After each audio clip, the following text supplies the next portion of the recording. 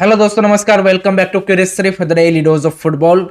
तो सबसे पहले बात करते हैं इंडियन नेशनल फुटबॉल टीम के अपकमिंग मैचेस के रिगार्डिंग एक बड़ा अपडेट निकल के आ रहा है। सो एज पर दी टीओआई रिपोर्ट, अपकमिंग सितंबर अक्टूबर की फीफा विंडो में 26 या 27 ऑफ सितंबर को India another FIFA world cup 2026 participating nation Panama के साथ यहाँ पे एक फ्रेंडली मैच खेलेगा। सेंट्रल अमेरिकन कंट्री की जिनकी फीफा रैंकिंग है 44 एंड अगर हम उनके वर्ल्ड कप कैंपेन की बात करें तो उतना कुछ खास वर्ल्ड कप कैंपेन नहीं रहा था। उन्होंने अपने सारे ग्रुप स्टेज के मैचेस वो हार गए थे, जिसके चलते उनकी जो फीफा रैंकिंग है उसमें एक बड़ा ड्रॉप आया है। अदरवाइज उनकी रैंकिंग आई थिंक 34-35 के यहाँ पे अराउंड थी।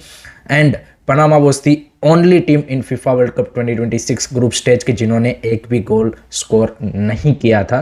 तो उनके सामने यहाँ पे इंडिया की टीम मैच खेलेगी। लेटर ऑफ इंटेंट भी पनामा ने यहाँ पे साइन कर लिया है। So before the Brazil game India will play against Panama. तो अभी जो एट द मोमेंट इंडिया का सितंबर अक्टूबर फीफा विंडो का शेड्यूल है वो इस तरीके से बन रहा है कि 26 या 27 सितंबर को पनामा के साथ मैच खेलेंगे, देन 3 ऑफ अक्टूबर को ब्राज़ील के सामने एंड देन 6 ऑफ अक्टूबर को मोस्ट लाइकली केपे वर्दे यहाँ पे हमारा ओपोनेंट होगा। तो तीनों ही भाई यहाँ पे वर्ल्ड कप 2026 पार्टिसिपेटिंग कंट्री के साथ हम खेलेंगे। So this is gonna be you can say कि interesting matches to be honest and मज़ा आएगा। चांसेस कम है कि हम इनमें से किसी भी टीम को यहाँ पे यू कैन से कि हरा पाएंगे या फिर इवन रिजल्ट निकाल पाएंगे। And the only disappointing part is कि यहाँ पे coach is gonna be Khalid Jamil. So that is gonna be the scene, but this is gonna be India schedule for the upcoming September October FIFA window. आपके क्या thoughts है, आपकी क्या opinion है, comment section में ज़रूर बताइएगा। सेकंड न्यूज़ भी इसी के रिलेटेड है, क्योंकि ब्राज़ील का जो फुटबॉल डेलीगेशन है जो कि सॉल्ट लेक स्टेडियम एंड जो पूरा उसका ट्रेनिंग फैसिलिटीज़ है उसको यहाँ पे इंस्पेक्ट करने आए थे, वो यहाँ पे कोलकाता के बाद सीधा गए हैं भाई बांग्लादेश के ढाका में।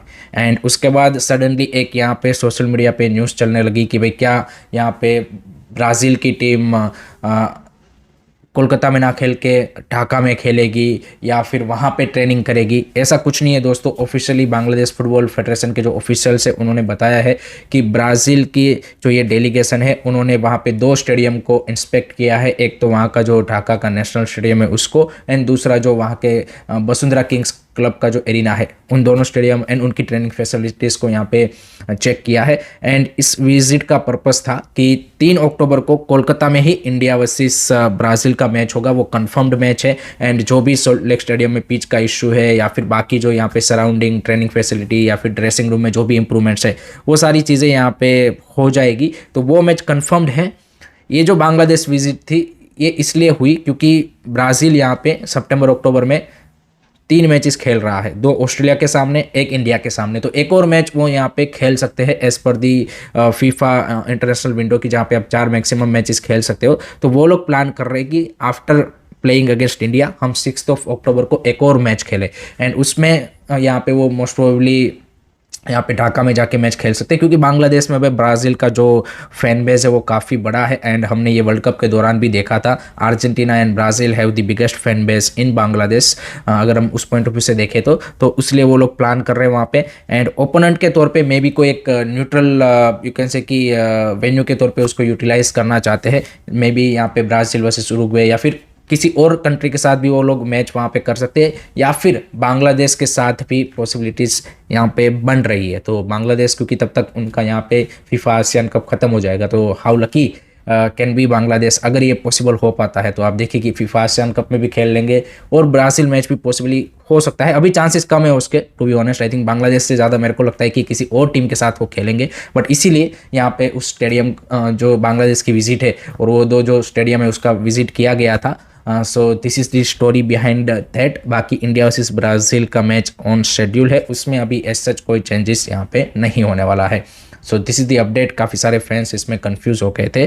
आपके क्या thoughts about this comment section में ज़रूर बताना। नेक्स्ट उसके बाद बात करते हैं दोस्तों कल खेले गए दुरांत कप 2026 के फाइनल के बारे में। एंड ईस्ट बंगाल ने भाई आफ्टर 22 ईयर्स दुरांत कप का ट्रॉफी अपने नाम किया है for a record 17th time, जो कि उन्होंने यहाँ पे मैच किया है अपने आर्क राइवल का रिकॉर्ड मोहन बगान का, एंड व्हाट अ विन। यहाँ पे 4-1 से उन्होंने भाई एब्सोल्युटली थ्रेश किया है अपने आर्क राइवल्स को, and what a performance by Edmund Lalrindika. मतलब दुरांत कप का फाइनल, कोलकाता डार्बी, एंड उसमें उन्होंने भाई हैट्रिक मारा है, जिस तरीके से हैट्रिक मारा है it was a brilliant performance. And definitely भाई जो कोलकाता फुटबॉल फैंस है, ईस्ट बंगाल फैंस है, Kolkata streets will remember Edmund Lalrendika for a long time, and I think he's one of the careers one of the memorable performance I would से उन्होंने अभी तक की put up की है विथाउट डाउट। एंड जैसे मैंने बताया कि it was a complete thrashing. First half में गेम खत्म हो चुका था, आप देखिए within first 22 minute with Bipin Singh brilliant goal and then back to back goal from the Edmund Lalrindika. यहाँ पे मैच ऑलमोस्ट ओवर हो चुका था।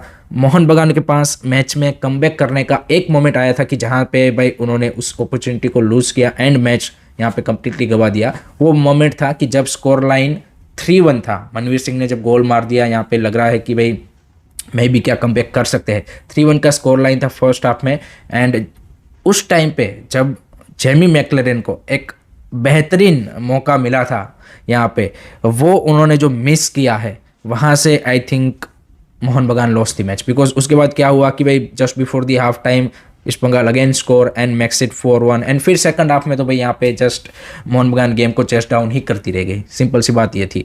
तो कहीं ना कहीं मोहन बगान ने यहाँ पे, अगर आप उनकी फिनिशिंग देखेंगे या फिर ओवरऑल डिफेंस की भी जो परफॉर्मेंस है, इवन मिडफील्ड में भी अपूया और वो सब भी भाई काफ़ी मीडियोकर दिखे, एंड जिस तरीके से उन्होंने परफॉर्मेंस दी it was not up to the mark. East Bengal की अगर हम बात करें तो यहाँ पे एडमंड की ज़बरदस्त परफॉर्मेंस, बिपिन सिंह की ज़बरदस्त परफॉर्मेंस, मिडफील्ड में आप देखिए Danny Ramirez, Mohammed Rashid, even Jeakson Singh as a brilliant game. यहाँ पे बैकलाइन में भी अनवर अली और प्रभसुकन गिल और उन सब ने भी ज़बरदस्त परफॉर्मेंस दी है। So overall complete team performance, and Dadu Habas ने भाई अगेन दिखा दिया है कि भाई why he is one of the best coach in Indian club circuit eight the moment. Because वो भाई जिस भी क्लब के साथ यहाँ पे जुड़े हैं सब में वो टाइटल जीते हैं। पहले स्टार्ट किया था एटीके से, फिर यहाँ पे एटीके मोहन बगान, फिर मोहन बगान, सुपर जायंट, देन यहाँ पे इंटरकाशी, एंड नाउ ईस्ट बंगाल, सबके साथ भी वो टाइटल जीत चुके हैं। So has been brilliant I think. जिस तरीके से उसने इस मैच को टेक्टिकली सेटअप किया था 4-4-2 में, ही हैज़ मतलब out class I would say कि पेनोस। So it was a really tough loss for Mohun Bagan. बाकी भाई यहाँ पे ईस्ट बंगाल को 1.21 करोड़ का प्राइस मनी मिला है, एंड इंडिया के जो डिफेंस मिनिस्टर है राजनाथ सिंह, वो भी इस मैच को देखने आए थे। तो overall very entertaining game, high scoring game कि जहाँ पे हमें 5 गोल देखने को मिले। आपको कैसा लगा फाइनल कमेंट सेक्शन में ज़रूर बताइएगा।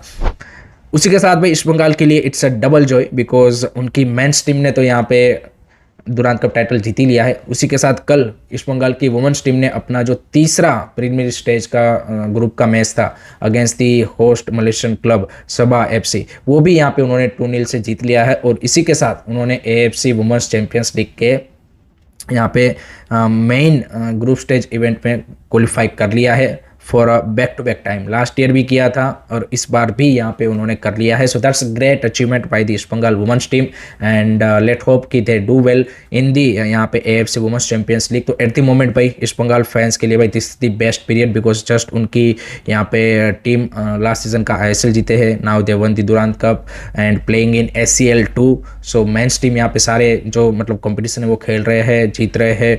वुमेंस टीम भी आप देखिए आईडब्ल्यूएल जीती, एंड अब यहाँ पे वो again AFC women's champions league में खेलेंगे। So this the perfect thing, आपकी मेंस एंड वुमेंस टीम भाई दोनों यहाँ पे एट द मोमेंट आप बोल सकते कि टॉप पे है। So great victory for women's team also, and let hope कि they do well in the champions league.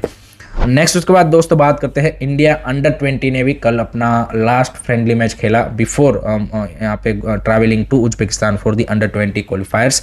तो वहाँ पे उन्होंने भाई यमन की टीम को 1-0 से हराया। 89th मिनट में आई थिंक गुनेलबा का गोल स्कोर आया, एंड उसके चलते हमने 1-0 से हराया। इससे पहले वाला प्रीवियसली जो फ्रेंडली था वो 0-0 पे ड्रॉ हुआ था।